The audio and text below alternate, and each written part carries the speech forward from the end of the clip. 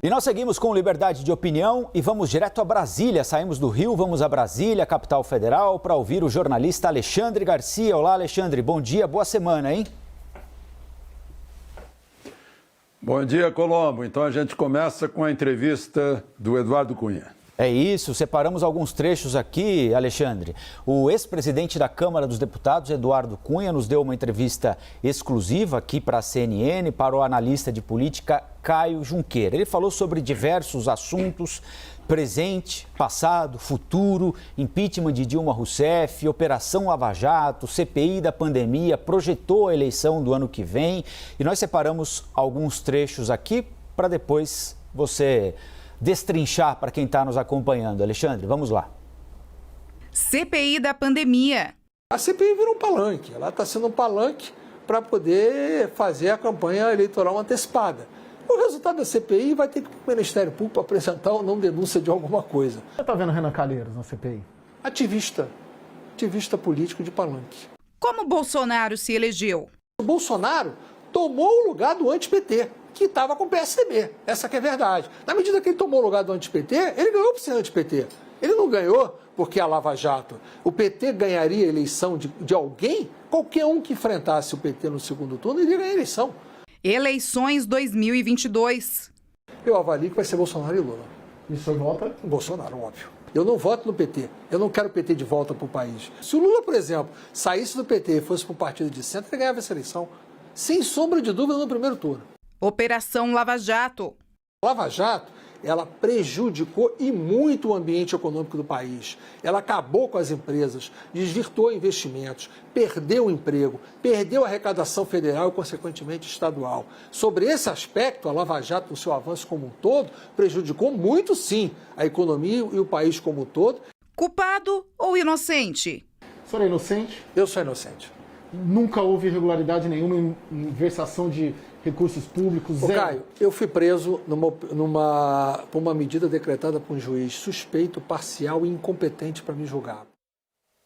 Então, Alexandre, separamos aí alguns dos trechos mais importantes da entrevista que o Caio fez com o ex-presidente da Câmara, Eduardo Cunha, e exibimos na íntegra ontem. Como o Sidney lembrou, para quem não acompanhou, é só ir até o cnnbrasil.com.br que a íntegra da entrevista está lá, Alexandre.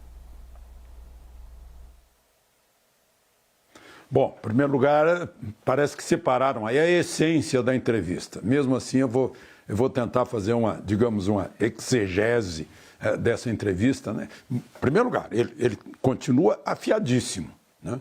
E talvez com um acréscimo de ter tido 4 anos e meio de prisão para pensar e observar, né?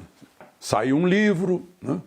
Mas ele está formulando bem as coisas, né? Eu separei por assunto aqui, só para a gente dar uma abordagem um pouquinho mais ampla que esses trechos essenciais que foram mostrados. A respeito de Dilma, por exemplo, ele deu o pontapé inicial. Não fosse ele, não haveria o impeachment de Dilma, né? Aí ele lembrou que teve a parte jurídica e a parte política. Na parte jurídica, Dilma fez aquilo que queriam que Bolsonaro fizesse com as vacinas da Pfizer. Ela assinou despesa sem que houvesse a previsão legal da despesa, né? Aí deu a pedalada. Ela caiu porque perdeu apoio. Ela perdeu apoio de sua própria base, né? Ele chegou a fazer uma frase: Dilma por si só foi uma pandemia, né? Interessante, eu não tinha observado isso na reeleição de Dilma. Quando o Caio perguntou se houve golpe, ele disse: não, golpe houve de Dilma e Lula, porque Lula é que deveria ser o candidato naquela eleição de 2014 para 2015, né? A reeleição de Dilma, e ela deu golpe em Lula e ela que foi candidata à reeleição. Bom, outra coisa, a Lava Jato, né? Outro tema. Ele mostra que a Lava Jato afundou por si só, né? Que ela não foi exatamente contra o PT, ela foi contra a política, que a Lava Jato queria eliminar, considerava que a política era criminosa, isso segundo palavras dele, né? Que na verdade o que aconteceu com ele é o mesmo que aconteceu com Collor, né? Que acabou imposto de renda, uma conta no exterior, que o resto não conseguiram, né, que aquela história de tem que manter isso não era com ele. Né? Se fosse dinheiro, era com o Lúcio Funaro, como ele explicou. Disse, por fim, que Curitiba virou um circo de Moro. Né? Foi muito crítico a Moro. Aí, quanto à CPI, diz que não vai haver problema, né? Nós ouvimos aí, tem que chegar ao Ministério Público com algo concreto, até agora não tem nada. É palanque de campanha eleitoral que vai acabar, o palanque vai acabar. O Renan é um ativista de palanque, está tentando melhorar sua imagem, né? Ele mostrou que não viu nenhum problema com a vacina da Pfizer, que tem problema de armazenagem, que precisou de uma lei, que não era uma opção de vacinação em massa, né? Que, inclusive, são vacinas que ainda estão sob experiência. Aí disse que Dória prometeu não consegue entregar, que a Índia tem sua própria vacina. Então, a Europa toda está com problema de vacina, lembrando isso. Bom, aí vem a parte principal, talvez, né? Que é futuro, que é Bolsonaro versus Lula, ou Lula versus Bolsonaro.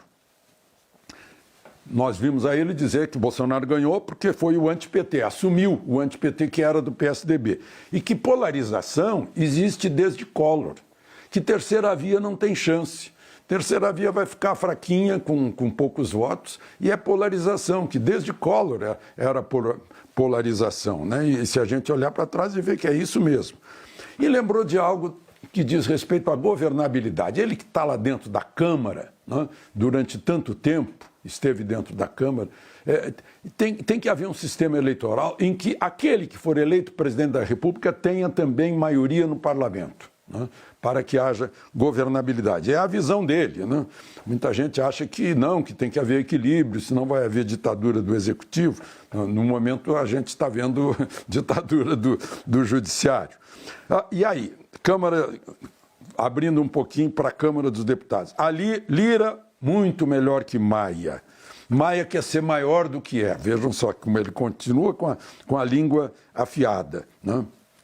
Que Bolsonaro se livrou da tutela de Maia e que Lira é uma volta da normalidade democrática à Câmara, porque não se impõe às lideranças. Mas aí disse que é antipetista, que entre PT e Bolsonaro ele vota em Bolsonaro, né, que não quer o PT de volta, que diz que Lula é uma vítima, porque foi uma prisão absurda, e que nós vamos ter aí. Né, vocês ouviram ele dizer que se Lula fosse de partido de centro, ganharia a eleição em primeiro turno. Né, ou seja, ele está levando uma hipótese de Lula abandonar o PT, o que é uma hipótese meio assim de ficção, né, mas em todo caso mostra essa tendência. Então, pelo que se depreende do que ele fala, nós teremos no ano que vem Lula e Bolsonaro, votando em Bolsonaro, segundo ele, os bolsonaristas e os antipetistas, né?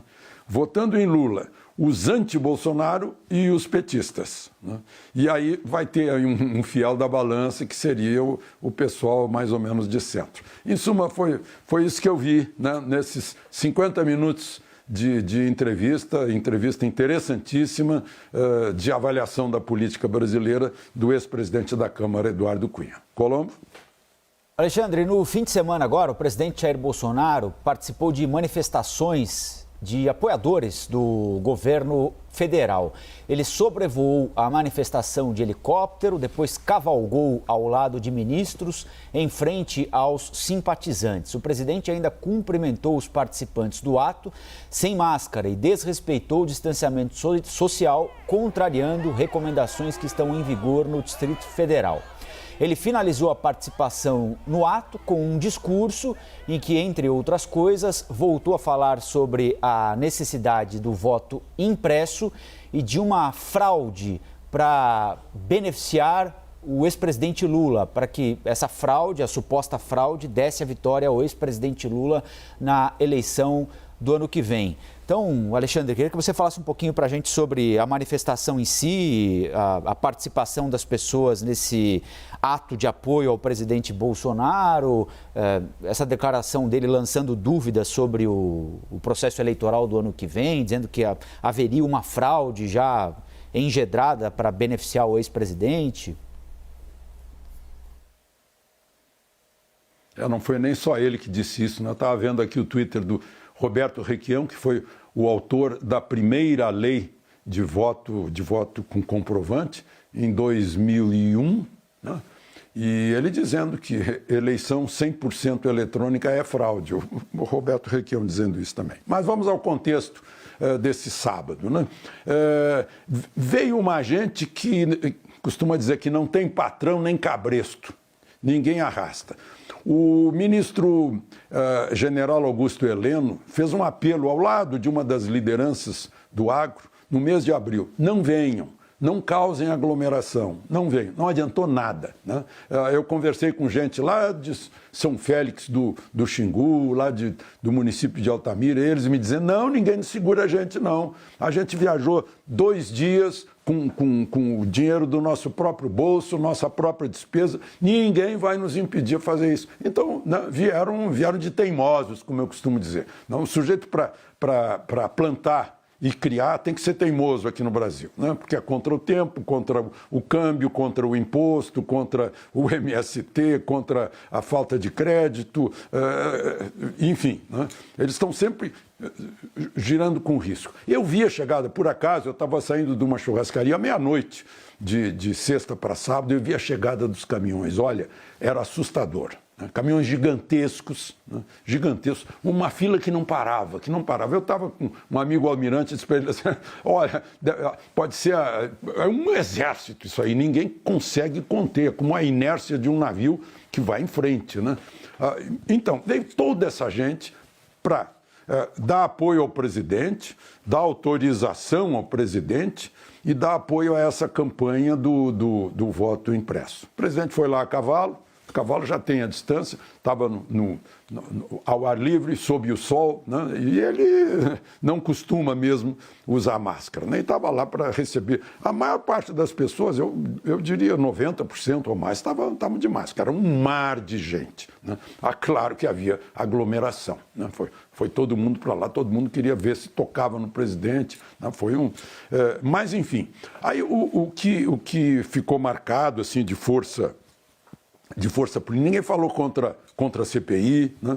Mas a favor dessa história do voto com comprovante impresso, né? Eu vejo aí, o Requião está sendo fiel à sua posição. Provavelmente o deputado Bolsonaro votou na lei de Requião. Depois veio a lei de Flávio Dino, do PCdoB, e de Brizola Neto, do PDT. Provavelmente Brizola votou nessa lei também, que ela foi aprovada, né?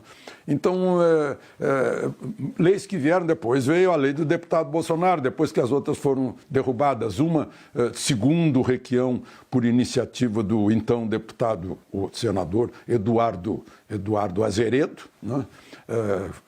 Lula assinou a derrubada. Depois, a de Bolsonaro, Dilma vetou e 71% do Congresso derrubou, né?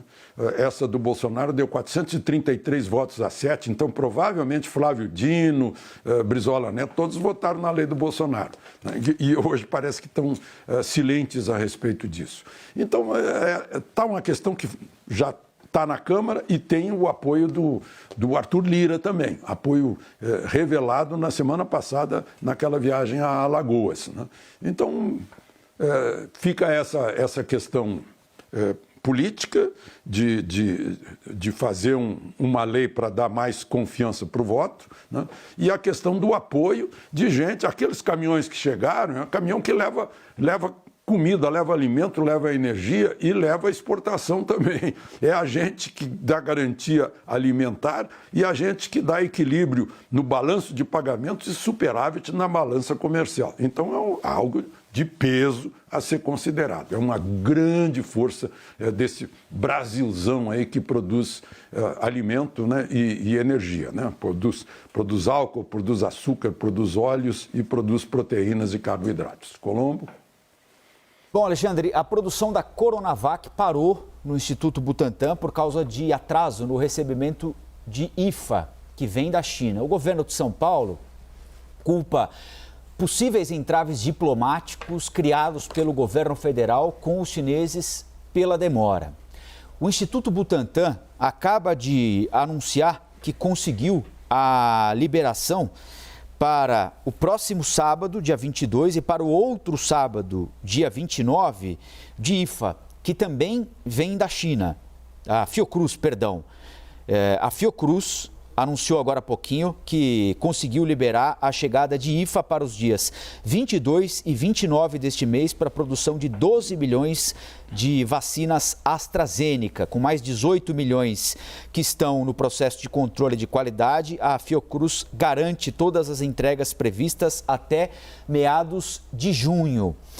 O ministro Marcelo Queiroga, na semana passada, Alexandre, depois que o governo de São Paulo deu essa declaração, atribuindo a um suposto problema diplomático com a China o atraso do envio do IFA para o Butantan, disse à CNN que o que está acontecendo é que a China aumentou exponencialmente a vacinação no país e, com isso, naturalmente sobra uma quantidade menor de IFA para todo mundo, inclusive o Brasil, e que não há nenhum problema diplomático com a China, nem agora e nem haverá no futuro, como não houve no passado, segundo o Ministério da Saúde. Queria que você falasse um pouquinho sobre isso, Alexandre. Nós estamos vendo aí uma disputa política entre eventuais adversários em 22, usando o IFA como argumento. Há algum fundo de razão naquilo que apresenta o governo de São Paulo para justificar o atraso no envio do IFA para o Instituto Butantan? Eu vou até falar mais um pouquinho sobre isso, um pouquinho além. Você lembrou, Colombo, quando fez o cálculo da chegada do IFA da AstraZeneca no sábado, que hoje é dia 17 de maio. Olha a coincidência. Hoje é dia de nascimento do sujeito que inventou ou descobriu a vacina. Hoje, né? O Edward Jenner, lá na Inglaterra. Imagina que ele, um médico, e foi 1796, ou seja, já tem 225 anos a vacina. Né? E foi a vacina da varíola. Eram bexigas que tinha no ubre da vaca que pegavam na mão da ordenhadora, né? Que ele resolveu fazer uma experiência num menino. Naquele tempo se fazia experiência em meninos. Deixa eu ver aqui se eu descubro a idade do um menino de 8 anos. Foi cobaia, o menino James. Né? E ele inoculou o pus da mão da ordenhadora no menino. O menino teve uma reação de febre e tal, mas o vírus já veio enfraquecido.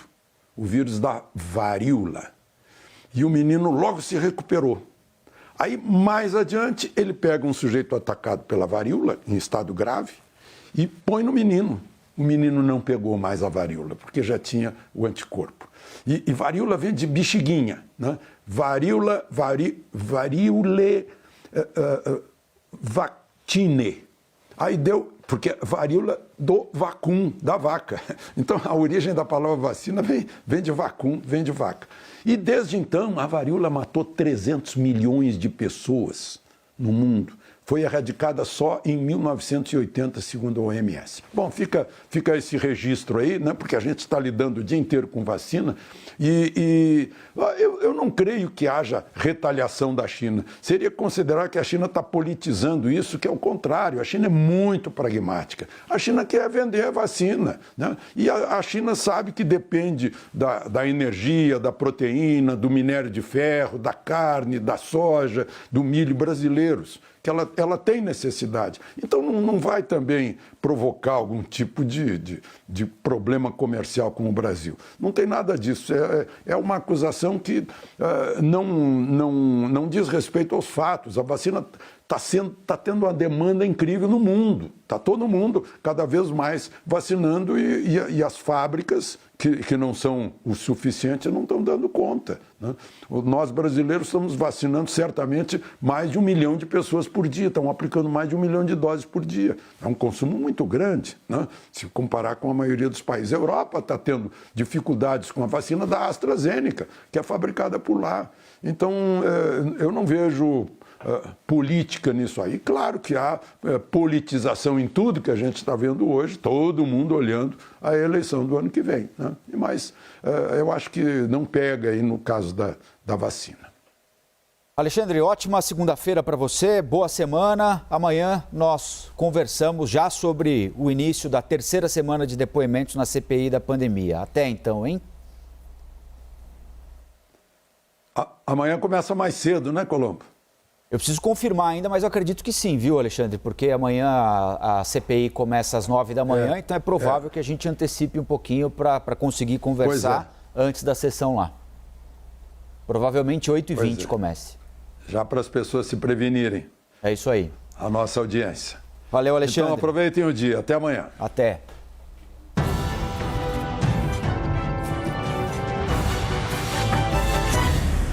As opiniões emitidas pelos comentaristas do quadro não refletem necessariamente a posição da CNN.